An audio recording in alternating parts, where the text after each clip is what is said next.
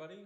Welcome back to the Lion's Den. Panzer King here, bringing you 1940.S.2, the summer of 1940.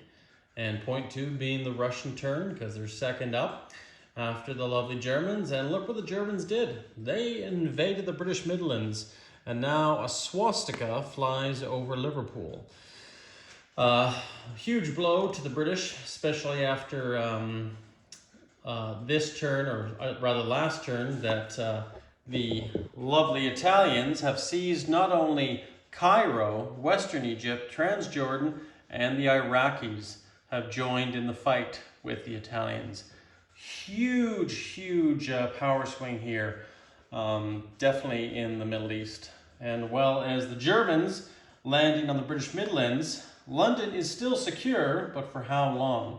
The Battle of Britain, for the most part, was a failure for the British because or I shouldn't say we, but the British, they lost 3 Spitfire squadrons to one German Messerschmitt Bf 109 squadron. Very little casualties on the German side, sadly. But they were overrun by the mighty Luftwaffe 2 and Luftwaffe 3 from Western Germany, and from Paris. So consequently right now, the British, I don't want to say they stand alone, but the Americans have arrived. But could it be too little too late for next turn? We'll have to see. Down here, the Kriegsmarine are putting up a wall of U-boats. We got U-292, U-35, U-828, and U-183 up here, building a slow wall across the Atlantic. But that's not it. There's just so many U-boats in the water. That's just the tip of the iceberg. Down here, we have U-124 and U-47, Gunter Priem's boat, down here in Sea Zone 108. I forgot to mark this one. And we have U-571, along with another sister, as well as one up here. There are so many U-boats, and I might have misplaced a few here. I almost think there's too many U-boats on the board. It's crazy. But nonetheless, right now, the Axis powers seem to be dominating this war, and I love it. Even though I'm not on their side, I love it. It's so much fun. And of course, look over here. The Japanese have landed in Calcutta. They have dominated the Chinese mainland, and they control all of the territory here in the Dutch islands. But the American fleet is on the move. The U.S.S. Enterprise, as well as the U.S.S. Anzio, are now in Pacific waters, sailing westward to link up with 2 battleships, a heavy cruiser, and an American fleet, hopefully to put pressure on the Japanese. But right now, it's not about them, it's about us.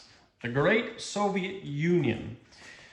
What are we going to do this turn? Well, let's go over it. Rather a simple turn for the Soviets, and my power is running low, so hopefully I don't get interrupted, but nonetheless, this is what the Soviets are going to buy. They're going to go into the second phase of completing the Sovetski Soyuz down in Sevastopol. We're going to build 2 Katyushas, since we have advanced artillery, 1 POT bomber, 1 tank destroyer, 1 self-propelled artillery, advanced self-propelled artillery, because you can see the red on the barrel there. We have 1 T-34-85 medium tank and 1 mechanized this turn. So we're breaking out the big boys. So that is what our build's going to be this turn. You might ask, why such a build? Well, if you look at this, the German SS Panzer divisions, mechanized and infantry divisions, are starting to move east. And they're not backing down on their defense in the Eastern Front. So we must respond in kind, definitely, to hopefully avoid a war between our great 2 peoples. But that may be inevitable. Now, normally, we would have 6 tech rolls, but we're going to be taking it down to 5. And I'll tell you why. Actually, no, sorry. We actually are going to be rolling our 6 tech rolls, because we do that in the beginning of our turn. I was going to move a factory, but I'm actually not going to do that, because I can't do it, because I'm not at war with a major power. So that's what we're going to do. We're going to roll our tech rolls right now. And what rolls are they? Let's head on over here, down here. And oh, look at that. My son has messed this up again. I should stop inviting him in here. I hope this is right. I'm going to double check this if I'm wrong. but I think that's the values there, and wartime economy is definitely not 12 again. Okay, so that's where we're at. That's our dice, and we're gonna roll this on the lovely Lion's Den Panzer King dice tray, and we'll see what happens. Got, wait a minute, one green dice. I'm missing a dice. Oh, that's why. That's why, because I have the wrong thing. Apologize, guys. Been a long day, and there we go. So that should be the values. If I'm mistaken, I'll change them. But anyways, here's all the colored dice. Let's see what we get. Not the greatest. So possibles are these three. So possibly 3 out of 3, if they're correct. Long-range aircraft looks like a go. We have strategic rockets, which is not, because we needed a 9. Definitely a 10 here for jet fighters. So long-range aircraft and jet fighters looks like is what we got. And that completes long-range aircraft to the next phase, and jet fighters go up to the next one. And there we are, guys. So now we have long-range aircraft, which might be good in what we're going to do here for this turn. So, are you guys ready? Are you guys ready? Because I've decided to do it. I'm going to pull the trigger. The Soviet Union is going to go to war. Where are they going to go to war? Well, let's take a look. Let's go down south, shall we? After the great strategic attack on Cairo by the Italian forces, the lovely Iraqis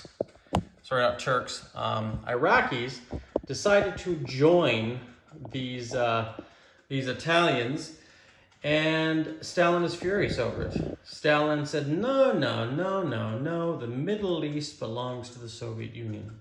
So, the Soviets are going to declare war on the Italians. Mostly the Iraqis, but nonetheless, we are going to go for it. We're going to send in 2 cavalry. We're going to send in 1 infantry. We're going to send in a fighter. We're going to send in a TAC bomber. We're going to send in another infantry here and another infantry here. But wait, that's not all. We're also going to be taking up here this transport here, and she has a range of 6. She's going to pick up this airborne. 1, 2, 3. I believe it's 4, 5. Oh, wait, you know what? I can't do it. Sorry about that, guys. I thought I could, but I have long-range aircraft. But I can do it with the Strat Bomber, and that's exactly what I'm going to do. Because the Strat Bomber, I believe, has a range of 8 or 9, and that's what we're going to do here. We're going to take that Strat Bomber, pick him up, go 1, 2, 3, 4, 5, 6, 7, 8. Yeah, so we can land that airborne there. And you may ask, why are you doing that? Well, because we're playing the elite of the Soviet Union rules, and any ground forces that take a red city with red writing, and that is Baghdad, become elite Order of the Red Banner. So that is what all of these will become if they are victorious in Baghdad. So we'll see. We will see. Now, of course, we're moving into desert, and desert penalties apply, but realistically, all we need is 1 hit. So I have not really prepared for it because I'm fairly optimistic. We're going to roll our fighter and our TAC bomber. Hopefully we get a hit. And look at that TAC. We got our selection. That troop is now dead, that Iraqi infantry, and they defended a 3, so of course they have to kill one of us. So who is going to die? The question is, well, that's actually a very good question. Who is going to die? I think what we'll do here, even though everybody's valuable to the Soviet army, is I think we're going to take off a cavalry. So 1 cavalry is going to die for the glory of the Soviet Union. But that is our only attack move this turn, and that is to engage and attack the Italians and to declare war on their mighty empire. Sadly, we hope that no more conflict between us, and next time, if the Iraqis or any other nation wants to side with the Italians, hopefully they'll see the truth. The Soviets do not want to attack any more Italian territory, and hopefully the Italians will understand why the Soviets have done this. But nonetheless, I'm just going to quickly grab some red rings to symbolize all of these guys' promotions. Now, it's just land units, and technically an airborne is a land unit, even though it flies in the sky. But that's the great thing with these red rings from Historical Board Gaming. Go check it out, guys, if you don't have them already.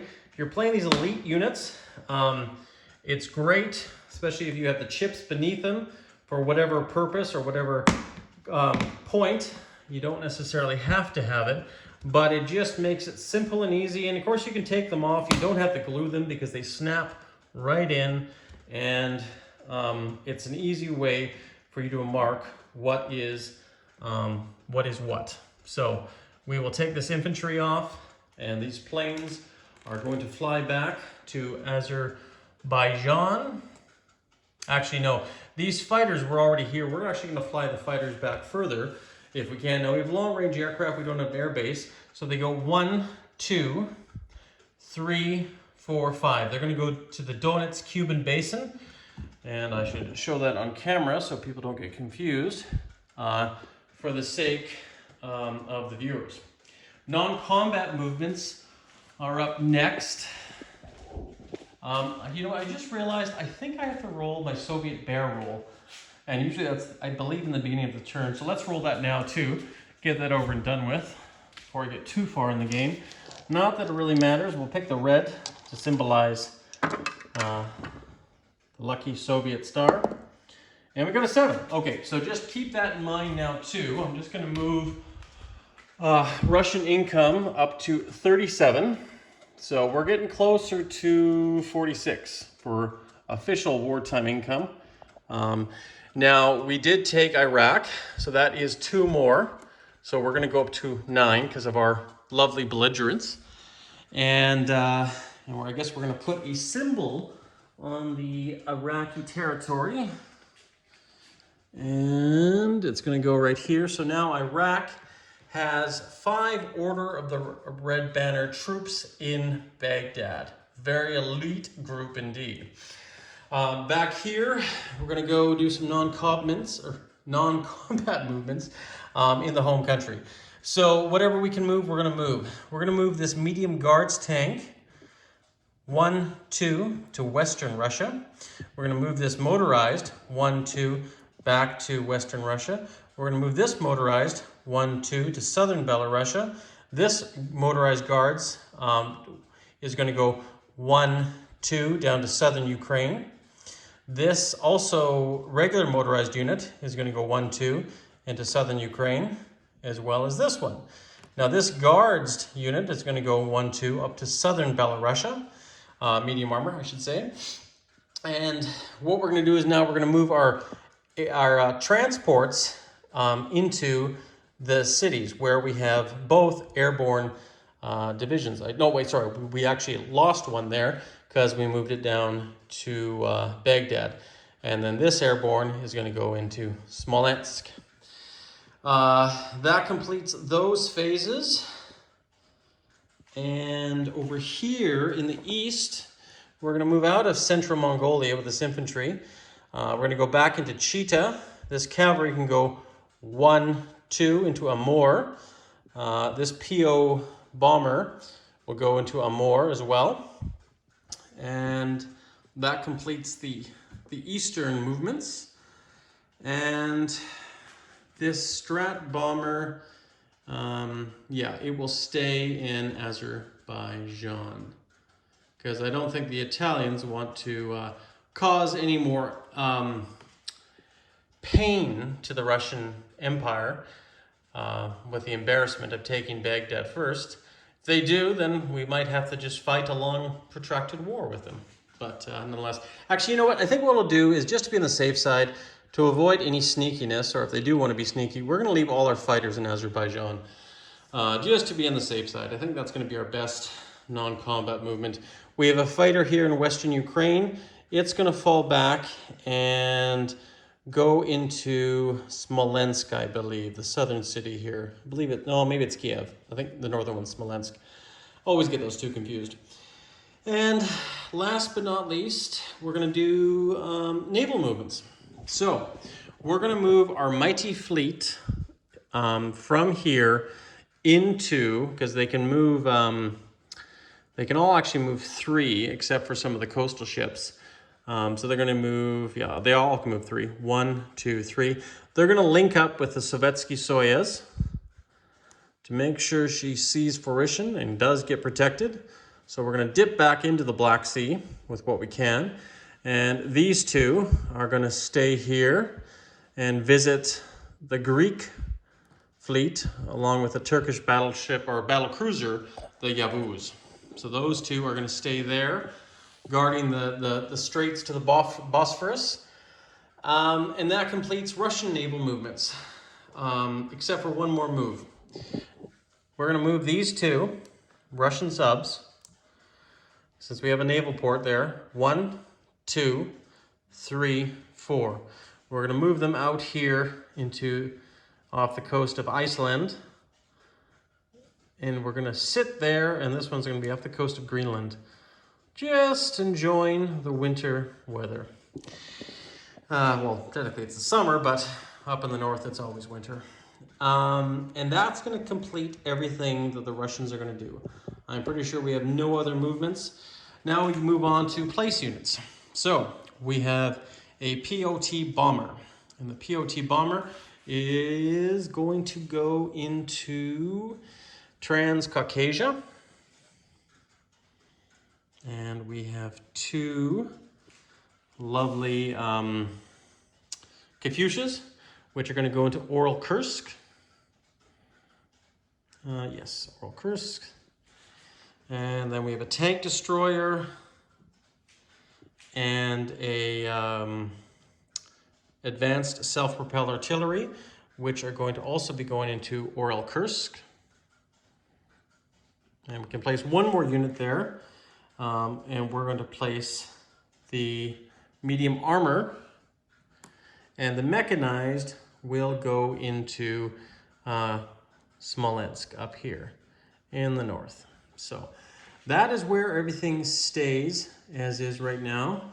I believe this guard's tank and this guard's motorized are in northern or southern Belarusia, just to confirm. If not, that's where they're going to be. That's where I want them to be.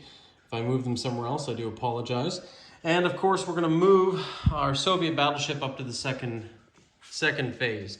So we will complete it, hopefully, if all things go well, next turn.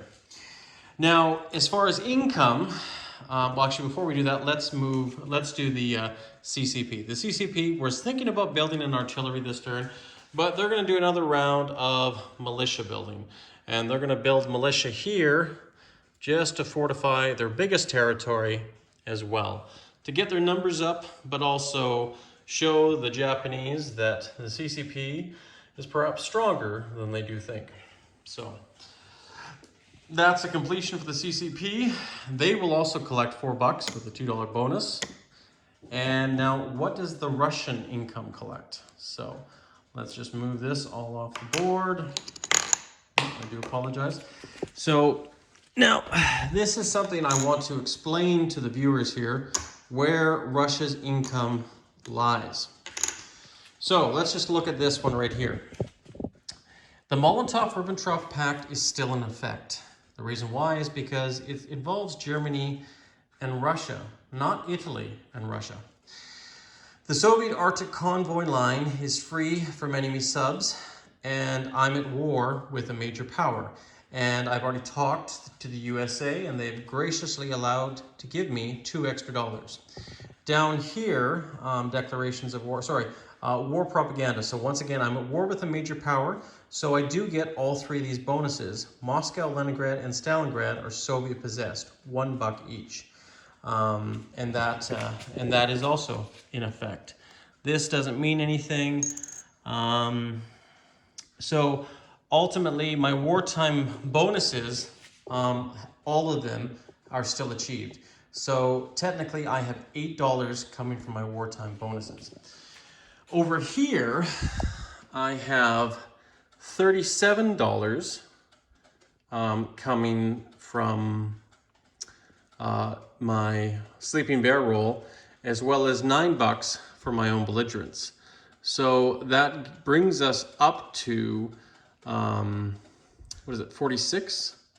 Yeah, $46. 46 there, plus the 8 here gives us 54. So we're at $54 of collectible income. I almost feel I'm missing something, but nonetheless, we'll just put that up there. $54 is where the Soviets go. Now that's not too bad, because definitely they need a lot of that money right now. Hey guys, so sorry about that, my memory got full, but we are going to complete the Russian turn. I'm going to pass this on over to Mark the Shark and see what he has to do to stop all this convoying from Australian, Free French, Dutch, and U.S. submarines. Go check out his channel, guys, and we will see you later in 1941.